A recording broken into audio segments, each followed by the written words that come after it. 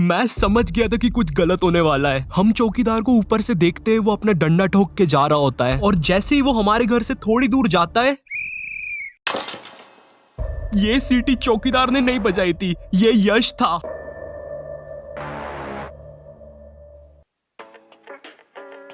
तो पता है, जब मैं 10th क्लास में था, पढ़ाई में मैं तो कुछ खास नहीं था। मैं उन बच्चों में से आता था जो पढ़ाई छोड़कर सारे कामों में अच्छे होते हैं। तुम इनसे क्रिकेट खिलवा लो, फुटबॉल खिलवा लो, हाँ मैं भी वैसे ही था। स्पोर्ट्स में अच्छा, क्रिएटिविटी में अच्छा, बस पढ़ाई मत करवाना। फिर रिलेटिव्स भी कुछ ऐसे ताने मारते थे, हाँ पढ़ाई छोड़ के कुछ भी करवा लो इनसे। हाँ तो उसमें दिक्कत क्या है सड़ेली आंटी, पढ़ पढ़ के क्या तुम्हारे विक्की जैसा हो जाऊं? 2 1 get 2 2 2 या 4।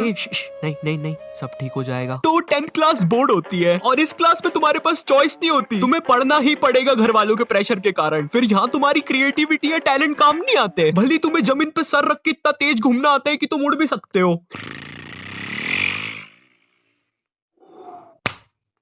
तो जब मैं 10th क्लास में था, मेरा पढ़ने में कुछ खास मन नहीं लगता था। मेरी मम्मी ने मुझे कुछ उपाय बताए। सुबह जल्दी उठ के नहा धो के पूजा पाठ करके पढ़ने बैठा कर, सब कुछ याद हो जाएगा। नहीं, मुझे एक बात बताओ, ये सुबह उठ के जल्दी पढ़ने वाली बात लोग इतना बड़ा चढ़ा के क्यों बताते हैं? नहीं, बिल्कुल ऐसे बोलेंगे, हाँ बेटा साल भर पढ़ाई नहीं करी और अभी तुम्हारी फट रही है, कोई बात नहीं, एक दिन सुबह जल्दी उठ के पढ़ लो, सब कुछ याद हो जाएगा। तो अंकल आप सुबह उठ के पढ़ लेती है, गैराज क्यों संभाल रहे हो? क्योंकि मैं सुबह उठ के पाना फेंकने की प्रैक्टिस करता था साले, बात करता है। अब देखो, मेरे से तो पढ़ाई हो नहीं रही थी और मेरे 10th के प्री बोर्ड्स भी पास आ रहे थे, तो मैंने सोचा कि मैं मेरे एक दोस्त के साथ पढ़ाई कर लेता हूँ। तो उस टाइम मेरा एक दोस्त था, उसे हम बोलेंगे यश, क्योंकि उसका रियल नेम यशश था और मुझे वो बहुत अजीब लगता था। ऐसा लगता था 2 यश नाम के बंदे एक ही में घुसेड़ दिए। अब जो ये यश था ना, ये पढ़ाई और मस्ती दोनों में अच्छा था। मुझे नहीं पता कैसे था, बट था। तो अब मैंने फटी में अपनी झोली और पानी की कुप्पी उठाई और यश की गुफा की तरफ चल दिया। यश मुझे भी पढ़ा ले अपने साथ। पहले ये बता, तेरा एसएसटी में कितना हो गया? अरे एसएसटी की तो पुस्तक ही नहीं मिली मेरे को जब मैं लेने गया था। तू पुस्तक खरीदने कब गया था? सोमवार माने कल। ओह, फिर तो तू पास नहीं हो पाएगा। ठीक है। फिर मैं अपनी पानी की कुप्पी और झोली उठा के घर आ गया। नहीं, ऐसा कुछ भी नहीं हुआ था, ठीक है। मैंने यश को समझाया था कि मैं कवर कर लूंगा उसके साथ सारा कोर्स, तो वो भी जैसे तैसे मान गया, क्योंकि उसको भी वापस से पूरा सिलेबस रिवाइज करना था। पूरा सिलेबस वापस से रिवाइज, समझ रहे हो? और इधर एक मैं हूँ जिसे सिलेबस तक नहीं पता। मेरे पास कुछ था तो वो थे पुराने साल के क्वेश्चन पेपर्स, क्योंकि वो रिपीट होते हैं। मगर खैर, यश के साथ मेरी पढ़ाई सही चल रही थी। बट फिर मेरे 2 और दोस्त, जिनकी सेम मेरी जैसी हालत थी, वो भी यश के घर आ जाते हैं पढ़ने के लिए, और यश उन्हें आने भी देता है। और कसम से ये बहुत बड़ी गलती थी हमारी। अभी तक हम बस 2 लोग थे, इसलिए हमारी पढ़ाई अच्छी चल रही थी। बट अब हम 4 लोग हो चुके थे। हम जैसे ही पढ़ने बैठते हैं, थोड़ी देर बाद पता नहीं क्या होता है, हम सब मजा कर रहे होते हैं। ओए यारों का यार, दुश्मनों की हार, रोल नंबर 21 बना सुपरस्टार। सुनो कहानी नंबर 1, इसका रोल नंबर 21। अभी चल क्या रहा है, हम तो पढ़ाई करने बैठे थे ना। पता है, हमने पूरा दिन मैगी खाने में और कार्टून्स की बात करने में लगा दिया था। इसलिए कभी भी ग्रुप स्टडीज करने मत जाना, ठीक है? ग्रुप स्टडीज स्मार्ट लोगों की चीज नहीं होती है यार। और मुझे पता है तुम लोग काफी ज्यादा स्मार्ट हो, और मैं श्योर हूँ तुमने रेलेवल के बारे में भी सुना ही होगा, और काफी लोगों ने तो अभी तक रजिस्टर भी कर दिया होगा। काफी स्मार्ट जो हो तुम लोग। और नहीं किया है तो रेलेवल अभी वापस आ गया 2 न्यू टेस्ट के साथ in the field of business analyst and data analyst. Companies like Cred, upGrad, Razorpay, ये सब रेलेवल से हायर करती है यार, with package up to 22 lakh per annum. समझ रहे हो कितना सारा पैसा है? अरे भाई, लेकिन करना क्या होगा इसके लिए? मैं बताता हूँ। तुझे फर्स्ट फेज में पास होने के लिए 150 प्लस का स्कोर लाना पड़ेगा, एंड सेकंड फेज में 700 प्लस का स्कोर तुझे डायरेक्ट इंटरव्यू के लिए क्वालिफाई करेगा, और बहुत सी जॉब अपॉर्चुनिटी के लिए भी क्वालिफाई करेगा। भाई, ये टेस्ट के लिए पैसे भी लगते होंगे ना? अबे यार, तेरे में सच में दिमाग नहीं है, क्यों आता है तू मेरी वीडियोस में? रेलेवल टेस्ट बिल्कुल फ्री है यार, कोई पैसा नहीं लगेगा। और अगर तुमने टेस्ट पास कर लिए तो कंपनीज तुम्हें गारंटी पैकेज ऑफर करेगी up to 4 lakh for non tech role और 6 लाख फॉर टेक रोल। अगर तुम्हें यकीन नहीं हो रहा तो ये देखो, तनिष्क सिंह जो भी रिसेंटली प्लेस्ड हुआ है क्रेड में with package 40 lakh per annum. अगर तुम 18 हो या 18 से ज्यादा तो तुम्हारे लिए बेस्ट अपॉर्चुनिटी है। और रेलेवल पे तुम्हें साइन अप करने के लिए relevil.com पर जाना पड़ेगा। वहाँ पे तुम्हें अपने हिसाब से टेस्ट की डेट सिलेक्ट करना पड़ेगा और स्लॉट बुक करना पड़ेगा। और सुनो, एक सीक्रेट, स्लॉट बहुत लिमिटेड है, इसलिए अभी जाके बुक कर लो, लिंक डिस्क्रिप्शन में। इनका फर्स्ट एवर अचीवर भी सबमिट होने वाला है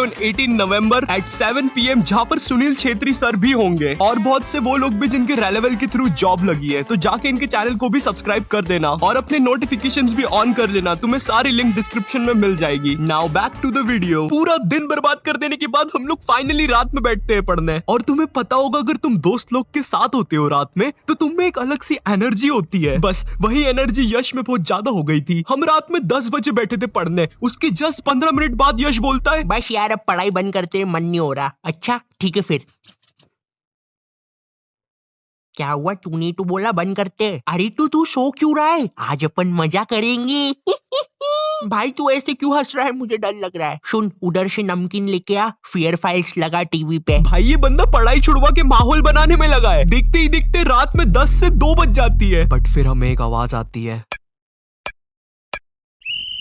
अगर कोई नॉर्मल बंदा होता ना तो उसकी तो जान ही निकल जाती कि ये आवाज कहां से आई। बट ये हमारा चौकीदार था। तुम लोग के उधर होते या नहीं पता नहीं, बट हमारा चौकीदार रात में 2 से 3 के बीच में आता था, ताकि अगर रात में कहीं पर चोरी हो रही हो तो इसको पता चल जाए। ये बंदा एक तो इतने डरावने तरीके से ठोकता है ना 3 बार। सोचो रात में एकदम सुनसान माहौल और फिर 3 बार ठोकने की आवाज।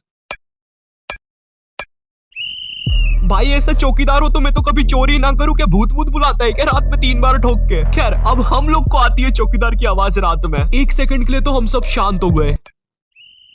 फिर यश बोला ओए चलो बाहर उसको ऊपर से देखते हैं। मैं समझ गया था कि कुछ गलत होने वाला है। हम चौकीदार को ऊपर से देखते हैं, वो अपना डंडा ठोक के जा रहा होता है और जैसे ही वो हमारे घर से थोड़ी दूर जाता है,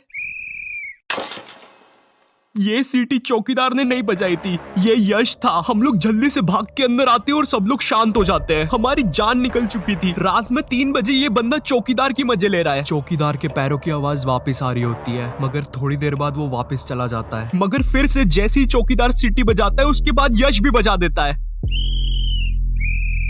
इस बार चौकीदार समझ जाता है कि आवाज कहां से आ रही है, क्योंकि किसी भी घर में लाइट नहीं जल रही होती है सिवाय यश के घर के, और हमको वो चीज पता ही नहीं थी। वो चौकीदार यश के घर के नीचे आके खड़ा हो जाता है और अपने पैरों की आवाज करता है।